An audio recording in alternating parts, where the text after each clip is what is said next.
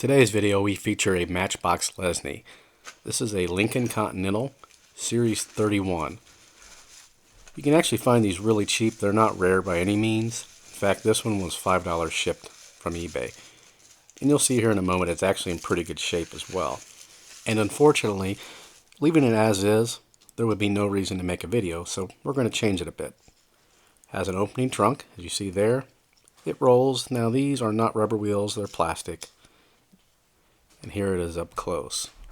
Made in England, hard plastic wheels. You can see that turquoise paint does not look bad at all.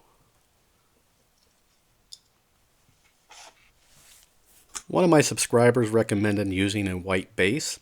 I have several of these bases, so I went ahead and painted one gloss white as you see here. You'll also notice the car is rocking back and forth. That is why I used the crinkle paint on the black one you see. These come clear typically. You can get them in chrome, clear, I think maybe even white, but all of mine are clear. That original one is painted with black crinkle paint to prevent this. Doesn't fall off, it just likes to teeter back and forth. I thought we'd have a little bit of fun with this video, so we're going to use some unconventional tools. We've got our magic hammer, clearly marked magic hammer, so it's definitely magic, and two mysterious liquids. Right there's the first one and then the second one. Now the magic hammer does a lot of things. You got two taps and it will take care of everything. And just like that, two taps of the magic hammer, it drilled out the rivets, it threaded for the screws, did it all. I cannot say enough good things about this magic hammer. Unfortunately, I will not have Amazon links for the magic hammer. You'd have to fly to the moon. It's a long story, but this is probably the only one in existence. You'll notice we have a rivet that holds in the glass. We have to drill that out. This is one of the first restorations I've done that I've had to do this, but just lightly drill it out to release it from the base, or the body rather. And of course it pops out on the floor. There it goes. And I did drill through the base of the trunk, not the lid, but the base. I knew I was going to. It's too thin. There's no way to thread a screw in without drilling through. I could have just drilled it out and then glued it, but I don't really care about the inside of the trunk. Here's our first magic liquid. See there? Put it in there, poof, and just like that it eats away all the paint. Look at that. You can see I've got what it is, obviously, written there on the mat. And we've got our second magic liquid. Drop it back in there. Look at that. It's already painted. Black enamel tester's paint. It's amazing. These you can probably find. May not be legal, but if you can get a hold of those two guys, go for it. The center caps, we're just applying some of the chrome on those. They're a little dull. We do it to all four. You can see there's the rear. Just sprucing it up a little bit. And we're doing the same thing to the bumpers. Using that chrome pen, just shining them up a little bit.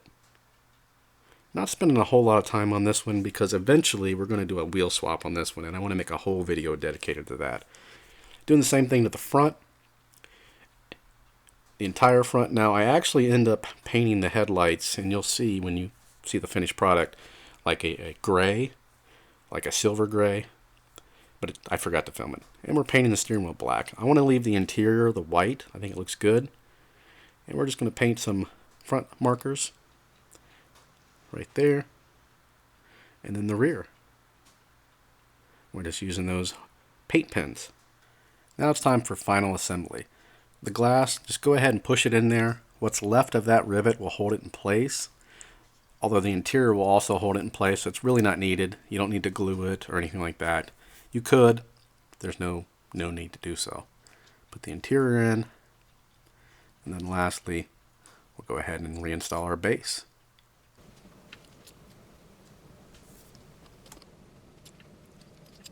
And here's the finished paint. I actually used Tester's gloss enamel. That's all I used. No clear. I did not buff this at all. I did not use the Tears of Corey Feldman. You can see my hand there in the shadows. It's a pretty clean paint job, but one thing I noticed as it's rotating on the stand is that it looks like around the doors and the door handles are missing some paint. Now, I'm looking at it right now as I'm filming this, and it looks fine. So I don't know if it's a reflection or I'm just going blind, one of the two. Now this paint is pretty thin, and I didn't sand anything or buff it, so I'm not sure what exactly happened. But we're going to revisit this one anyway, so it doesn't really matter. And for me, black has always been hard to paint, and also this tester's paint that I used was about 12 years old, so it's pretty old. I did have to mix it really well. It was pretty thick. Also, you'll notice that the headlights do have a little bit different shade.